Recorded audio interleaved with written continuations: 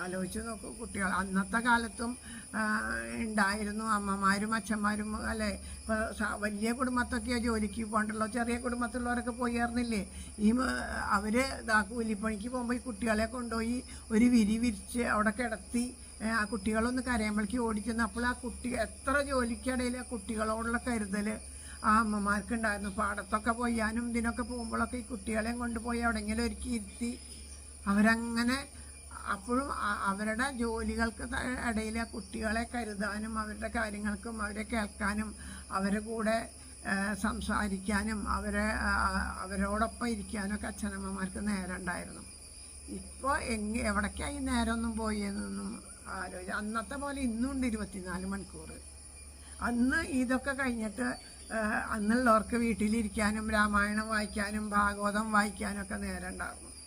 ഇന്നെന്താണെന്ന് വെച്ചാൽ ഈ സ്ട്രെസ്സും ടെൻഷനും പിന്നെ നേരം പോണതല്ല, നമ്മൾ നേരത്തിനെ കളയണതാണ്. രാത്രി 12 മണി 1 മണി വരെയൊക്കെ അങ്ങനെ ഇരുന്ന് ഓരോന്നൊക്കെ കഴിഞ്ഞിട്ട് കിടന്നുറങ്ങും.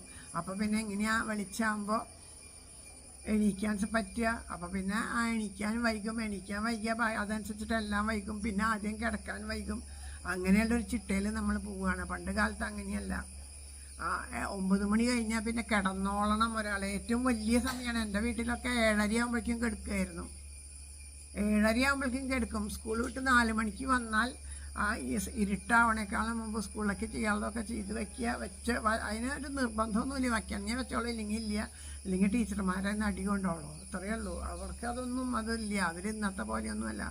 അപ്പോൾ അങ്ങനെ പിന്നെ അന്ന് നമുക്ക് എല്ലാവരോടും ടീച്ചർമാരോടായാലും അച്ഛനോടായാലും അമ്മമാരോടായാലും ഒരു സ്നേഹം ഉണ്ടായിരുന്നു. ആ സ്നേഹത്തിനനുസരിച്ചിട്ടാണ് നമ്മൾ ജീവിച്ചിരുന്നത്. ഒരു സ്നേഹം ഉണ്ടായിരുന്നു. അച്ഛൻ തല്ലിയാലും അമ്മ തല്ലിയാലും അവരെ വിളിച്ച് കാര്യം. അവരോട് നമുക്ക് ശത്രുതാഭാവമൊന്നുമില്ല. ഇന്നത്തെ കുട്ടികളെയൊക്കെ അടിക്കാൻ നോക്കിയാലോ, കുട്ടികളെ എന്തെങ്കിലും ഒന്ന് കുട്ടികളെ ഒരു ശാസിച്ചാൽ മതി, ഒരു തെറ്റ് കണ്ടിട്ട്. അപ്പോൾ അവർ പറഞ്ഞ് അവരുടെ അച്ഛനമ്മമാർ വന്ന് നമ്മളോട് പറഞ്ഞ് നിങ്ങൾക്ക് എന്താ അധികാരം എന്ന് ചോദിക്കും. പണ്ടത്തെ മുത്തശ്ശനും വളർത്തണ പോലെ ഇന്നത്തെ കുട്ടികളെ നമ്മൾ വളർത്താൻ നോക്കിയാൽ അപ്പം ഇതൊക്കെ നമ്മുടെ ജീവിതത്തിൽ വന്ന താളപ്പിഴകൾ വന്നിരിക്കുകയാണ്. ധാരാളം താളപ്പിഴകൾ വന്നിരിക്കുകയാണ്. അപ്പം ഇതൊക്കെ നമ്മുടെ തെറ്റാണ് എന്ന് നമുക്ക് അറിയണില്ല.